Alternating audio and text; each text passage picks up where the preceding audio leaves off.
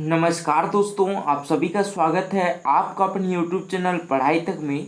आज की इस वीडियो में CGPSC के द्वारा ले जा रहे चपरासी भर्ती परीक्षा 2022 के गणित के मोस्ट इम्पोर्टेंट प्रश्नों को देखने वाले हैं, जो कि इसका 15वां भाग है। इससे पहले हम 1 से लेकर 14वें भाग को बता चुके हैं। अगर आप उसको नहीं देखें तो डिस्क्रिप्शन पर उसका लिंक है, वहीं से जाकर आप देख सकते हैं। देखिए, CGPSC चपरासी भर्ती परीक्षा 2022 के लिए हम गणित एवं जीके के एक सीरीज चला रहे हैं, जिसके लिए एक अलग से प्लेलिस्ट बना हुआ है। अगर आप वहां से भी देख सकते हैं, ठीक है। तो चलिए आज की इस वीडियो को शुरू करते हैं।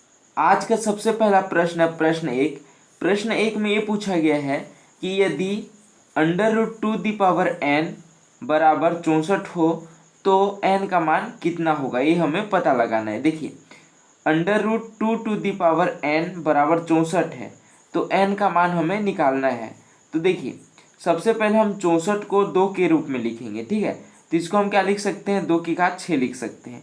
इसका मतलब हो जाता है 2 दूनी 4, दूनी 8, दूनी 16, दूनी 32, दूनी 64, ठीक है। तो इसी प्रकार 64 को हम क्या लिख सकते हैं, 2 की घात 6 लिख सकते हैं। तो देखिए, √2n बराबर हम क्या लिख सकते हैं, इसको 2⁶, ठीक है। अब देखिए, जब हम देखिए ये जो अंडर रूट है, इसको हम हटाना चाहते हैं तो क्या करेंगे, हम दोनों साइड में क्या करेंगे, वर्ग करेंगे, ठीक है। तो ये बन जाएगा 2⁴n बराबर ये हो जाएगा 2⁻12, ठीक है। तो अब हमारा रूट हट गया, ठीक है। अब देखेंगे तो यहाँ से 2 कटा, यहाँ से 2 कटा, ठीक है। तो n बराबर कितना निकल गया, 12, ठीक है। तो इसी कारण ऑप्शन सी हमारा करेक्ट आंसर हो जाएगा। देखिए, इसका सरल रूप हो गया, ठीक है, ट्रिक के अनुसार, ठीक है। हम क्या करेंगे, सबसे पहले वर्ग करेंगे, ठीक है। वर्ग करेंगे तो रूट हट जाएगा, तो ये बन जाएगा 2⁴n बराबर ये बन जाएगा 2⁻12, ठीक है। क्योंकि यहाँ पर वर्ग किए तो ये बन जाएगा 6 दूनी 12, ठीक है। तो n का मान निकलेगा हमारे पास 12, तो इसी कारण ऑप्शन सी हमारा करेक्ट आंसर हो जाएगा, ठीक है। अगला प्रश्न है प्रश्न 2, ठीक है। प्रश्न 2 में ये पूछा गया है कि √8, ठीक है, उसके ऊपर में 3 है, अपन √16 भागित √100/49 इंटू √125, ठीक है। इसके ऊपर में 3 है। देखिए, अंडर रूट का मतलब होता है अगर यहाँ पर कुछ नहीं है तो यहाँ पर क्या रहता है, 2 रहता है, ठीक है। लेकिन हमें यहाँ पर कितना दिया गया है, 3 दिया है, लेकिन यहाँ पर हमें 3 नहीं दिया है। तो देखिए, तो ये अंडर रूट ही है, ठीक है। ए दिया है हमारे पास √8 और इसके ऊपर में 3 है। इसका मतलब ये होता है कि √2 इंटू 2 इंटू 2, ठीक है। यानी कि 2 दूनी 4, 4 दूनी 8, ठीक है। ये 3 में जोड़ा बन गया, ठीक है। अब यहाँ से क्या निकल जाएगा, 2 निकलेगा, ठीक है। तो क्योंकि यहाँ इसके ऊपर में 3 है तो यहाँ पर 3 जोड़ा बनाएंगे, ठीक है। लेकिन यहाँ पर कुछ नहीं है तो यहाँ पर कितना जोड़ा बनाएंगे, 2 जोड़ा, ठीक है। तो देखिए, √8, ठीक है, इसके ऊपर में 3 है तो हम इसको क्या लिखेंगे, 2 लिखेंगे, ठीक है। इसको जब तोड़ेंगे तब, ठीक है। अपन देखिए, √16 है तो ये किसका वर्ग होता है, ये बन जाता है हमारा 4 का, ठीक है। क्योंकि 4 चौक 16 होता है, यहाँ पर भाग है तो भाग, ठीक है। देखिए, √100 अपन अंडर रूट क्या होता है, 49 है। तो देखिए, 100 का जो वर्गमूल होता है वो 100 का होता है, ठीक है, 10 का होता है, ठीक है। 100 का जो वर्गमूल होता है वो 10 का होता है। अपन जो 49 49 का होता है, जो वर्ग होता है वो 7 का होता है, 7 का वर्ग 49 होता है, ठीक है। अब गुणा है तो गुणा। अब यहाँ देखिए, √125 है और उसके ऊपर में 3 है, ठीक है। इसका मतलब होता है 5 गुणा 5 गुणा 5, ठीक है, ये रूट में।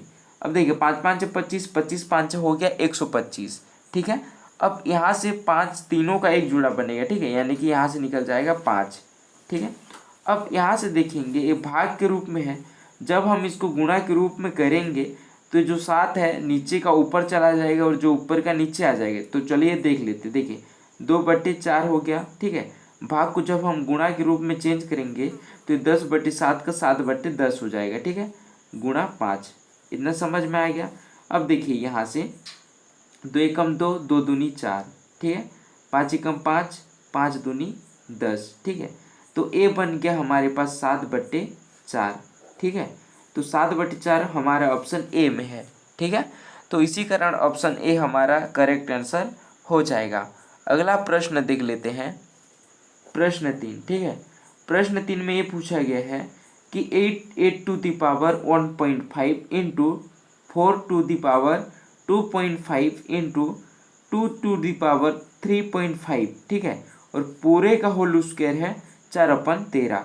देखिए ये जो प्रश्न है CG व्यापम के द्वारा TET 2017 में पूछा गया प्रश्न है, जो कि बहुत ही इम्पोर्टेंट है।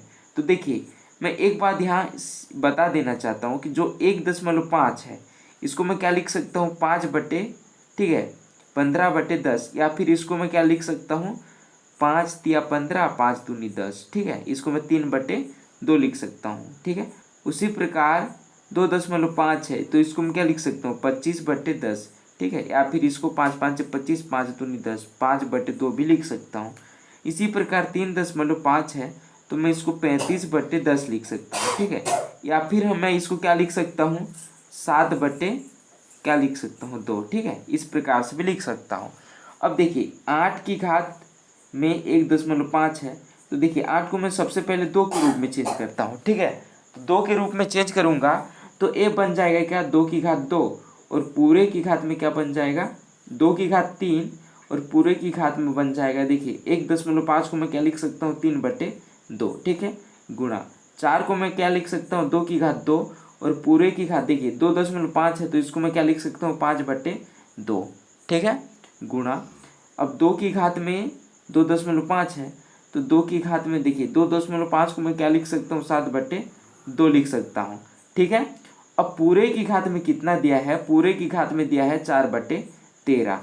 अब यहाँ से देखेंगे, ठीक है, तो ये बन जाएगा 2 की घात 9/2 गुणा ये बन जाएगा देखिए यहाँ से 2 और 2 कट गया। ठीक है, तो ये बन जाएगा 2 की घात 5, ठीक है ना, गुणा ये बन जाएगा 2 की घात 7/2, और पूरे की घात बन जाएगा हमारा 4/13। ठीक है, अब यहाँ से देखेंगे तो देख लेंगे। ठीक है, तो देखिए ए बन जाता है 2 की घात 9/2 और 5 और 7/2, तो ए बन जाता है यहाँ से 2। ठीक है, और यहाँ से ये बन जाता है 9 धन 10 धन 7। ठीक है, क्योंकि इसके नीचे में 1 है तो 1 को 2 के साथ भाग देंगे तो कितना आएगा 2 ही आएगा, 2 को 5 के साथ गुणा करेंगे तो 2 5 10 आएगा। ठीक है, तो इसी कारण यहाँ पर क्या बन गया 10, और पूरे की घात में 4/13। तो यहाँ से देखेंगे 9 और 10 होता है हमारे पास 19, 19 और 7 होता है हमारे पास 26, यानी 2 की घात 26 बट्टे कितना बन जाएगा 2 बन गया। ठीक है, गुणा 4/13। तो यहाँ से देखेंगे 13 एकम 13, 13 दूनी 26, 2 और 2 कट गया, 2 की घात 4। ठीक है, 2 की घात 4, तो इसका जो सही आंसर हो जाएगा 2 की घात 4। ठीक है, तो 2 की घात जो 4 है हमारा ऑप्शन किसी में भी नहीं है। ठीक है, ऑप्शन ए में भी नहीं है, ऑप्शन बी में भी है, ऑप्शन सी में भी नहीं है, तो इसी कारण ऑप्शन डी हमारा करेक्ट आंसर हो जाएगा, यानी कि इनमें से कोई नहीं। ठीक है, तो चलिए अगला प्रश्न देख लेते हैं। प्रश्न 4। प्रश्न 4 में ये पूछा गया है कि 11 का क्यूब प्लस क्वेश्चन मार्क बराबर 16 का क्यूब माइनस 231। ठीक है, तो हमें जो क्वेश्चन मार्क है उसका मान हमें निकालना है। तो देखिए, तो मैं इसको क्या लिख सकता हूँ, ये जो 11 का क्यूब है इसको मैं उधर चेंज करता हूँ। ठीक है, यानी कि उधर पक्षांतर करता हूँ, तो क्वेश्चन मार्क बराबर बन जाता है 16 का क्यूब माइनस 231 माइनस ये बन जाएगा 11 का क्यूब। ठीक है, अब देखते हैं, देखिए 16 का क्यूब तो ये बन जाता है 16 गुणा 16 गुणा 16।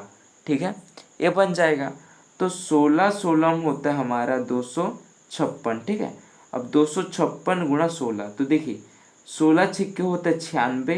ठीक है, हासिल 9, 16 पाँच होता है 80, 80 और 9 होता है 89, हासिल 8। ठीक है, 16 दूनी 32, 32 और 8 होता है 40। ठीक है, तो 16 का क्यूब हो जाएगा 4096। ठीक है, माइनस है तो माइनस 231 का 231 माइनस। ठीक है, 11 का क्यूब देखिए 11 इंटू 11 बराबर क्या हो जाता है 11 गुणा 11 बराबर होता है 121। ठीक है, फिर 121 गुणा 11 करते हैं तो देखिए 11 एकम 11 हासिल 1, 11 दूनी 22, 22 और 1 होता है 23, हासिल 2। ठीक है, 11 एकम 11 और 2 होता है हमारा कितना 13। ठीक है, तो ये बन जाता है 1331। अब यहाँ से देखेंगे तो ये बन जाएगा 4096 माइनस, ठीक है। अब देखिए 1331 और यहाँ पर 231, तो ये बन जाता है हमारा 1562, ठीक है, 1562 बन गया। अब 4096 में से 1562 को घटाएंगे, ठीक है, तो ये कितना बनेगा, 6 में 2 गया तो 4, 9 में 6 गया तो 3, ठीक है। अब ये हो जाएगा 5 और ये बन जाएगा हमारा 2, ठीक है, 2534, ठीक है। तो इसी कारण ऑप्शन सी हमारा करेक्ट आंसर हो जाएगा, ठीक है। आशा करता हूँ कि ये प्रश्न भी आप सभी को अच्छे से समझ में आ गया हो।